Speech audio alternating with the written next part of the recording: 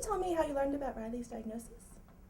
Yeah, after she was born, we figured there was something wrong because she was having some issues with taking a bottle in the hospital while we were still at Sutter Roseville. And after about 6 days, it looked like she was improving slightly, and then we got her home. After we got her home, things kind of started to deteriorate slowly to the point that she was having milk come through her nose upon feeds. She wasn't taking the volume that she was supposed to be taking like she was in the hospital. And actually on 2 occasions, she literally had stopped breathing. Wow. To the point where she had actually turned blue, and we were getting ready to do CPR on her. And that's when we said, something's not right. In the meantime, we had our pediatrician too that we had called several times during that week when she had turned colors, and it was not a good experience. So tell me about it. So we took her back to the doctor for the 3rd time, and the person that saw her was a former NICU nurse from Stanford, and she took one look at her and literally picked her up off the table and rushed her into a back emergency room where they were giving her oxygen and some other things. But and then they rushed her from the doctor's office in Roseville by ambulance down to Sutter Memorial downtown. And then Dr. Shake was the attending doctor that day when she arrived in the ER. And he basically wanted to run every test under the moon. He figured that there was some sort of a reflux problem because of the eating issues. And then when he had the geneticist come in, he had noticed that Riley's ears were just folded slightly, just a little bit. And wanted to basically make sure that, since she was here, to run every single test we possibly could to rule out anything. And that's when the geneticist came in. And the geneticist was the one that actually said, let's do this fish test to see if she's got the 22q. He said that if I was a betting man in Vegas, that she wouldn't have it, just based upon what he saw. But he did the test, and about 3.5, 4 weeks later, we got the phone call and said that she had tested positive for the 22q deletion. So if it wasn't for Dr. Shake, God knows where we'd be today. Yeah, sure. Yeah. Did she have any heart problems initially? No, they had checked her for heart problems immediately. Everything was fine there. Her biggest problem was her breathing. She was having a lot of apnea episodes. In the feeding situation, that's when they put the NJ tube down her because she couldn't take a bottle. They had a speech pathologist come in to check her swallow, and her swallow was just horrible. She couldn't even suck on a what do you call it, binky? Yeah, binky. Yeah. She's so weak. Yeah. She couldn't even do that. So muscle tone in the back was really. So weak. she was in the hospital. She was in the ER for probably about a week. 10 days. 10 weeks to 10 days. Yeah, something like that. And they had done sleep studies on her, which for the apnea, they checked her heart, they checked her pH levels. Her pH levels were off the charts, very, very high pH levels. And then that's when we pretty much started getting the line of doctors set up from that point, because we still didn't know that she had the 22q at that point. Yeah. But they were still checking for everything. But the hard thing was it was one of the issues that they had checked very early on, and she didn't have anything. Yeah. So most of the children often are picked up early because of the heart problems. But in Riley's case, it was the feeding and the respiratory. Yeah. And I think too, going with your gut too, and just really being real with yourself, because after we found out, or even before we found out, we both said to each other, "It's just not right. Something's not right." And we have a child, Riley, who you can't really see it a lot, and so without the physical seeing, you're being told, different medical problems, but what does she have? So I think we really knew on the inside there was something. So I think just really, believing what your gut is saying is a big thing as a parent too. And how did your doctors tell you about the 22q deletion? Well, we had gotten, after they did the test, the geneticist basically said he'd get in contact with us within probably 3 to 4 weeks. The test came back a little bit earlier. We got a phone call within like 2.5 weeks. So we knew. The phone rang and I answered. I said, "Hold on, let me pass to my husband." And he basically said, "I'm sorry, to inform you, but your daughter does have the 22q deletion." Right. And his comments were, as far as where it came from, and I basically told him, I said, I'm not concerned where it came from. The fact of the matter is she has it. What do we do from here? Yeah. What do we have to do to make sure that, that she gets everything that she needs to get health-wise to basically, combat the situation. So, from that point, it was more along the lines of, research to identify what the 22q deletion was about, and really relying on the doctors to put their best foot forward to make sure that she gets the specialist that she needs. We were in limbo because the pediatrician did such a horrible job diagnosing Riley that we obviously didn't go back to her. We didn't know who to go to. Everybody was full, or there were these huge practices where you never knew what doctor you're going to see. You're going to wait forever. And I was actually at my follow-up gynecologist appointment, and I was telling her what was going on, and she was so sweet and said, I have a wonderful pediatrician in Rockland. Would you like me to call him? I said, absolutely. She picked up the phone. Within 2 hours, we got right in, and he was closed. He was taking no patients.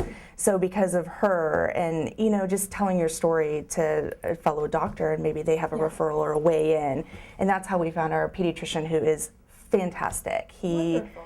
I don't think he has any other children with 22q, but that didn't stop him. He did all the research like ahead of time before we even came in. When we got there, he had all this information for us. He had a plan in play on a piece of paper. He had doctors' phone numbers, and he personally called every single doctor for us before we even met with them. And he was basically our guide, our starting point, and then weeded us out. Yeah. Kind of felt taken care of. Yeah, yes. And you need that. You're so overwhelmed at first, Right. so. There's so much to keep track of. Oh my gosh. Kind of a Yes. partnership and a plan in place. Yes. Yeah, Really feel a for little more sure. secure. Definitely.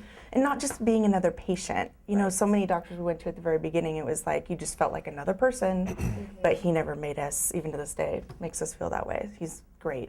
So, Great. yeah. And so most of the time, the deletion is not inherited, and it's going to be a mutation. Correct. Is that the case for Yes. Riley? Yeah. That's what we've been told through our family history, and definitely. So. Can you tell me about any of her other medical problems? Well, she was born with the low calcium, so she's been being followed by an endocrine doctor, and at this point, being 16 months, they think that she'll have to be on calcium for her life, and that's fine. I mean, that's the least of her worries, So that, and then let's see, she does PT, physical therapy, for a little bit. When you saw her when we first started, she had lower tone. So trying the to think, muscle tone's speech. low in this area, but also in the rest of the body. Yes, and the legs and the stomach, just not using her stomach muscles, the core, really developing that. We have a phenomenal physical therapist who started with Riley at 2 months. So because of early intervention, Riley is meeting all of her milestones physically for the most part. I mean, she's almost walking, and so that's really great. She needed speech therapy at the very beginning at 2 months as well, but not speech, verbal, more feeding issues. So that was a big thing. We worked with a great person for that. And GI, she has GI issues with feeding as well, so we do that. And then she had T cells. Oh, yes, thank you. And T cells. She was born with half of her T cells.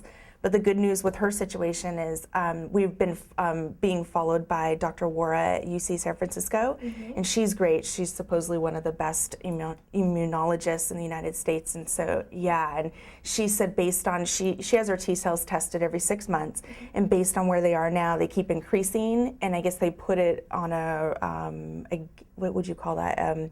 Where you take everybody, like a graph. Yeah, graph, and based on where she is today, she's pretty confident that she's going to get nearly all of her T cells back by the time she's 2 or close enough. So it's fantastic. What about live vaccines?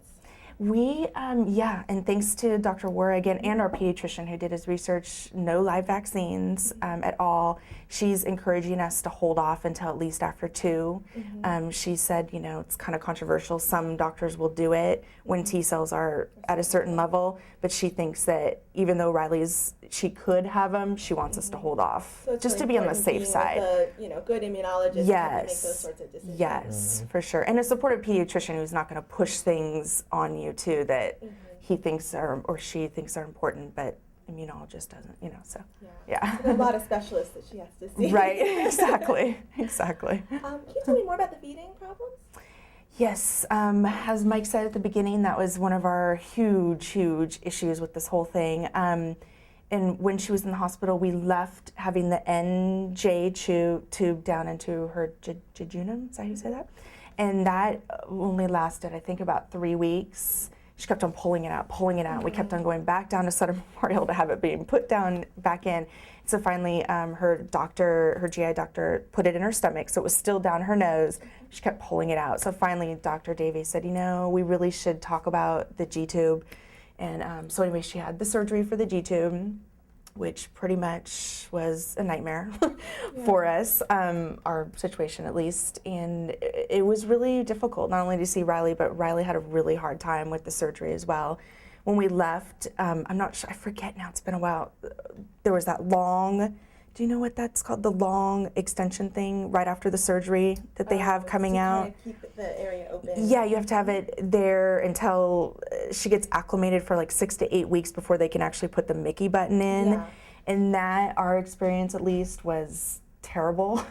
It's very hard because you have to kind of make a contraption in order to feed her because it has to be up for gravity to pull it down and to connect it to the machine, and everything was new for us too. And then we had Reese, her twin, and taking care of all of that. So that's when Alta Regional stepped in, and we were provided Stephanie, who's our speech therapist, who was great. And Alta Regional, our caseworker, just happened to call a day where I was pretty much having a breakdown. We just got home from the hospital, and she's like, "What's wrong?" And I said, "I can't feed her. I don't know what to do." And so she said, "Let me get Stephanie over there." And she came over within a day and helped me figure out, different ways to feed her. And so we got that figured out. And then once it was changed over to the Mickey button, it was a whole new ball game. It was so much easier, and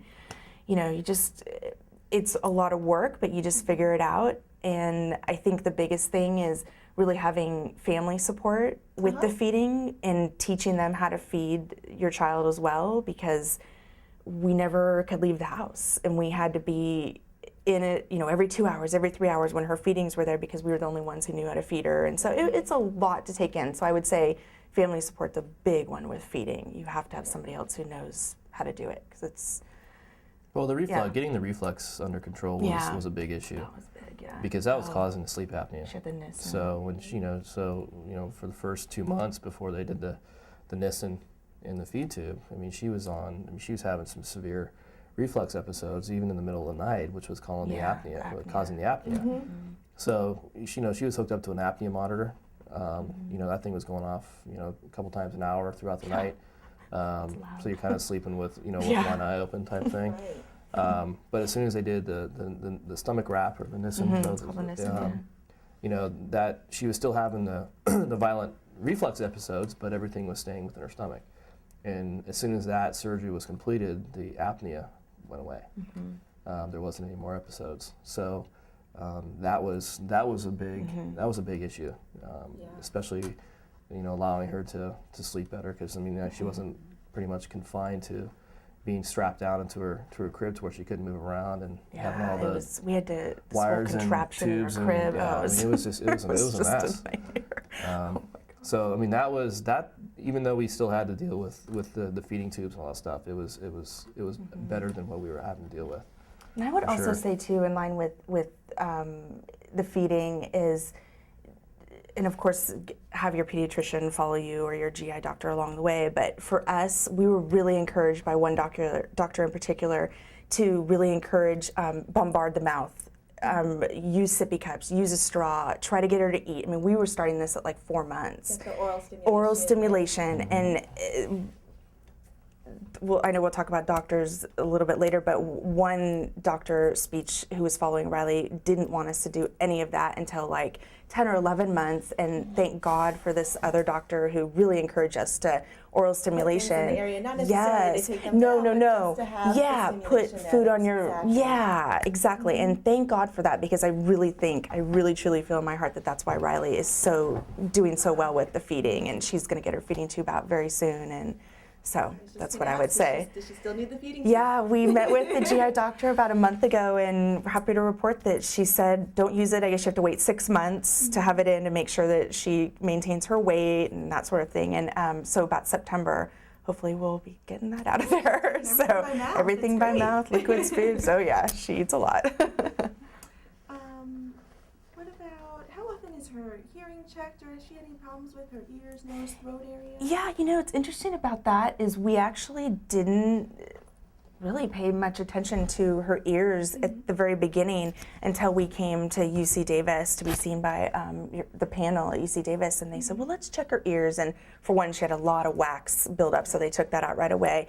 And then we met with the audiologist, who was great, and checked her ears and said, there's just a lot of fluid buildup in there, and she recommended tubes because she described it as Riley being able to hear like she's underwater, like she's swimming the whole time, and she felt that it was, for milestone wise, to do it earlier than later for tubes. And we were a little reluctant only because of the G2 surgery and having to see Riley go through that. But obviously, as we know now, the tubes, it's so minor, and she came out of it like that, and it was the best thing we ever did. I mean, that day when we got home, she was pretty much making sounds we've never heard before. Wow. Yeah, and so she now is, just getting more and more advanced, and it's great. Her equilibrium was, Yeah, that too, I forgot. 100% better than what it was before. Yeah, she would like wobble all over the place. Within a couple days, she was pulling herself up and sitting up and not, catching herself falling over. She was pretty much, kind of like a tree trunk. She was stable. Yeah. She was stable, so it made a big difference. Yeah,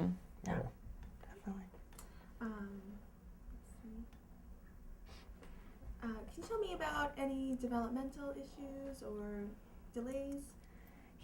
We've been followed by ultra-regional pediatricians, a bunch of different doctors, and all of them have done, their tests every 4 or 6, months, and she's really within a month to maybe sometimes 2 months with where she needs to be milestone-wise. She's almost walking, so I think within the next month, maybe 2, she'll be 100% walking on her own. She's 16 months. Yeah. So I would say she's met all of her milestones. Yeah, she has. Yeah. It must be great to see. Oh, very. Well, I think the great to biggest thing see. is having a twin sister. Yes. So we see Reese do something, and within probably 3 to 4 weeks, Riley's doing the same thing. Yeah. So it's nice to be able to have that gauge. If we didn't have Reese, I think it'd be a little more difficult to identify Yeah, I agree. what milestones she does need to hit based upon what her sister's doing. Plus the fact I think it helps Riley see Reese do things, and she mirrors what she does. Yeah. So I think that's definitely helped her cognitive ability more so than if Reese wasn't around. Yeah. So 24-hour stimulation. Yes. Very much so. Let's see. And can you tell us what it's like to have a child with 22q? You want to I need to sorry. No, you cut everything. At first it was disappointing. It really was. It was hard to grasp because like we said, our families don't have any history of this. You always hope that you don't have a child that has something, but I think we're better people because of Riley now. We've gone through a lot in the last 18 months, but I don't think I wouldn't really change anything because she's absolutely just basically defied the odds from day one. Doctors or specialists have said, well, she probably won't do this, she probably won't do that. A couple months later, she's doing it. So, at this point of the stage of the game, it's almost like we don't even really identify her with having 22q. We just treat her as a normal child, and give her everything that we possibly can, and let her dictate what she needs. And whether or not there's going to be some additional issues down the road, I don't know. Maybe there will, maybe there won't. But if there are, we know basically what needs to be done in order to give her the services necessary to hopefully combat those issues. So, and as you learn more and more about this and how it affects individual children differently, we don't necessarily lump her in a category with 22q. We just basically let her dictate what she needs. Yeah, and I would say pretty much the same thing as Mike, but I would also say for a parent who finds out their child has 22q, that whoever's going to be, maybe you'll stay at home with this child, it can be a little overwhelming, especially your first year, because you'll have Alter-Regional come in or some type of service, and your child will most likely have, PT, OT, maybe music therapy, which is great. What's some of the other ones? But anyways, I guess what I'm trying to say is I'm the one who stays home with her, so I take her to all the appointments, and people come to the house constantly. We're going to doctor's appointments. The first year is a lot, and it's a full-time job. It's a full-time job, and we're very blessed that I'm able to stay home with Riley, because I think that she would be in a very, very different situation right now if we couldn't, take her to all of these things or have people come to the home. And so I think I would say your first year is going to be a lot, but there's a light at the end of the tunnel, and then it just becomes routine, and then you'll see great things, like your child really excelling at something and see their face really light up, when she walks or crawls for the first time, like, look at me, Mommy, I did it. Yeah. So it's, it has its rewards too. So just know that there's a light at the end of the tunnel. So. Good advice. Yeah. And what's been your experience with Riley's doctors or educational? Yeah. She's young, so it's mostly doctors for us. I mean, I would say at the very beginning, I think personally, and I think Mike felt this way too, I think you feel like, you're thrown, here are the things that she could have, so go see these doctors, and you kind of feel like, okay, I have to see Joe Schmo or Susie Q, and maybe there's not a good rapport with that person, or maybe their bedside manner isn't the best. And so I think what we found out very early on is that you don't have to see a particular doctor if you're feeling like it's not a connection, or there was one experience that we had where the doctor was so negative, and I left crying every single time, and Mike and I were like, we don't have to go back to this doctor. I mean, there's plenty of other of this specialist out there. Yeah. Let's go somewhere else. So I think we kind of felt like we have to see this person, we have to see that person, but there's choices and there's doctors out there for you.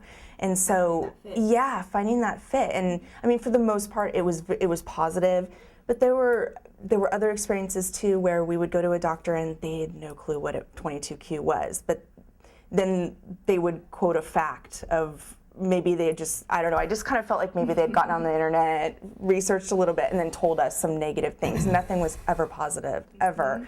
And so it was very sad at the very beginning until we came across some very good doctors, and we got our foundation of 10 different doctors that we love and who follow Riley forever, and they love Riley now and they know her, and we didn't just feel like another person just walking in. They knew us. So I would say one of the biggest things for me personally that I've learned is to filter what you're hearing, because at the very beginning you're going to be bombarded with every negative thing you can hear. A lot of it's not going to be positive, but for me, I just had to learn to filter what I was hearing and to know that where they're getting that information is based on the majority of the worst case scenario kids, because the kids that are out there that are doing really well aren't going to necessarily be in that study or type of thing. So I don't know. I think it's just knowing your child and knowing what their abilities are, and then filtering the information from there, and just knowing that you can choose who you want to go to and who you don't have to go. So anyways, but for the most part, we've had lots of support. Doctors now are great. So anyways. I think you touched on a good point of that there's extreme variability in the expression in each individual. Some people have the heart problems. Right. Some people don't at all. Like exactly. And, really being aware that there is a spectrum. Yes. Very much so. And that's what we really had to learn, because we made the mistake of getting on the internet at the very beginning. We left the hospital going, what is 22q? What's DeGeorge syndrome? And it was so heartbreaking, because we only really found one website that even had any positive things on it at all. And so, I think, so anyways. What resources have been most helpful for you? I would say Alter-Regional. Yeah. Alter-Regional's been a big one for us. So early intervention. Early intervention has been the key. We got early intervention, as you know, at 2 months for her, and we were so lucky, even though it was heartbreaking, so lucky, because Riley's so much better for it now. But I would also say, in regards to the resources, it was very difficult at the very beginning, because we didn't necessarily have a lot of guidance where to go, because so many people had never heard of it, and then it was the whole internet thing. So like Alter-Regional, it was interesting how we even came upon it. Was my mom's a teacher, and she was talking to a couple of her teacher friends at work, saying what we were going through personally, and one of her teacher friends said, I work at Alta Regional. Have you heard of it? So my mom called us, gave us the phone number, gave us who to call. And 4 months later, 4 months into this, finally one doctor said, oh, just passing by, have you heard of Alta Regional? So finally, when we got hooked up with Alta Regional, we have a great case manager. She's extremely proactive. I feel like she's our advocate, 110%. She gets what Riley needs and does it, hands down. She's great. And then I would also say the Mind Institute, of course, as well for UC Davis. And all of our resources that we found have really been through talking to people. And how we found out about the Mind Institute and Tony Simon was when Riley was in the hospital with her G-tube. And one of the greatest nurses, who was adorable, I was feeling down, and I said to her, so have you ever heard of this? You know, do you know what 22q is? And she said, oh yeah, I worked at UC Davis with Tony Simon, and oh, all these kids are so great. And she was like the first fresh of breath air we've had, because she was like, those kids are great. And I'm like, well, you know, can they function? And I was asking her, oh yeah, this and that.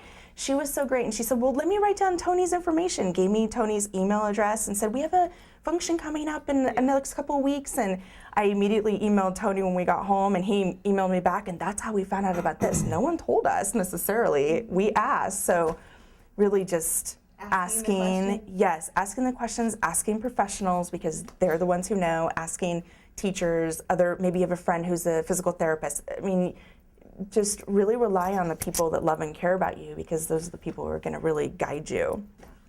Do you have any? I'm sorry, I cut it. No, I mean, I think the biggest thing was just early diagnosis. Yeah. You know, through the research and development that you guys are doing, I think the early identifying this early is, you know, half the battle.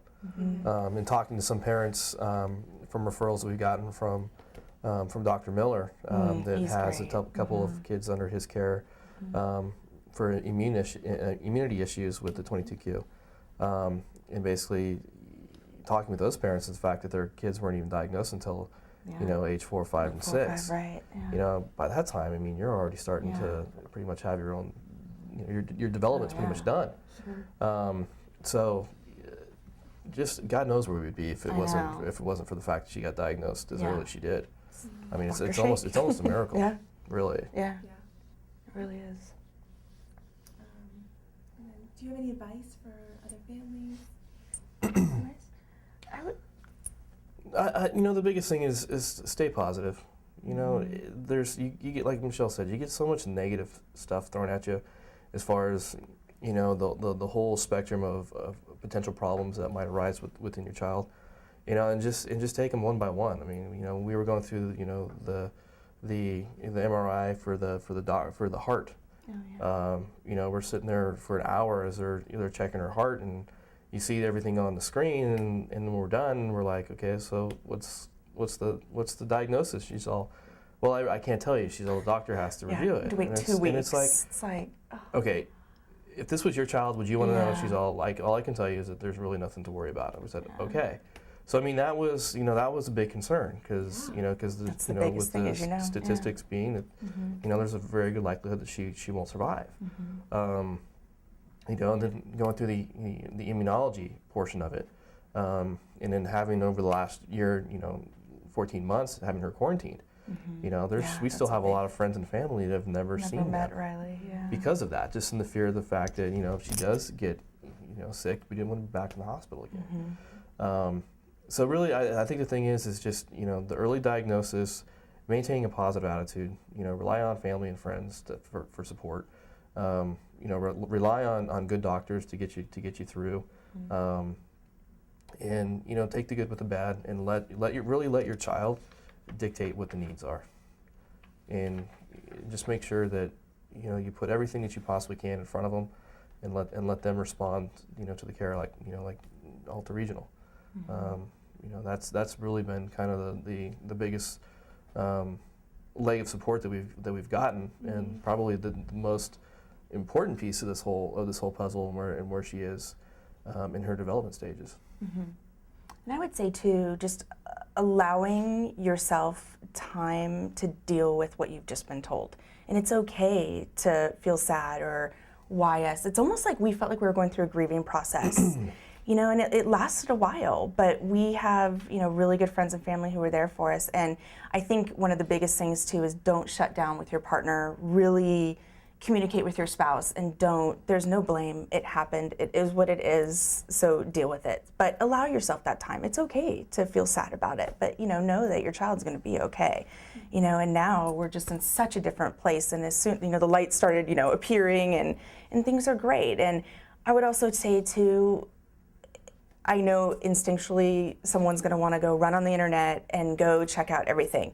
Do it, because you're going to, but don't go back on and keep on doing it, because you're ultimately gonna bring yourself down. And you know your child, you know your doctors, they're only out there for the best of your child. And I'm trying to think, what was? Kind of taking things as they come. Yeah, as opposed to right. what may be, and exactly, exactly. Yeah, and also, you know, Mike touched on a good thing too, and I think finding a good doctor who knows exactly what 22q is and who sees other patients with 22q, who can maybe recommend a few families that you would, you know, he thinks or she thinks would be a good family to call that is at the same level as your child, versus maybe, you know, our daughter doesn't have the heart thing. He would never give us a family that necessarily has the heart thing, because it can't really relate. So somebody who's similar, and we did that. We called a couple families, and it was one of the best things that we did, because their kids, one was in kindergarten doing very well, one was in 4th grade, you know, doesn't have any issues, a little bit of math issues are coming up, has a tutor,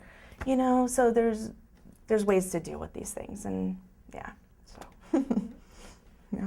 Well, we appreciate having you Yeah. guys in. Thank you. Really helpful. Yeah. Thank you for having us. Thank you. Yeah. If there's ever, you know, a patient that you have that needs to talk, let us know. We'd be happy to talk to them at any time. And I think, like Mike said too, is just remember to always be positive about it. And if you have somebody giving you negative energy, shut it out, move on, and nope. Do what's best for you guys. Just surround yourself with positive people. It's going to be okay. Child's going to be fine. So.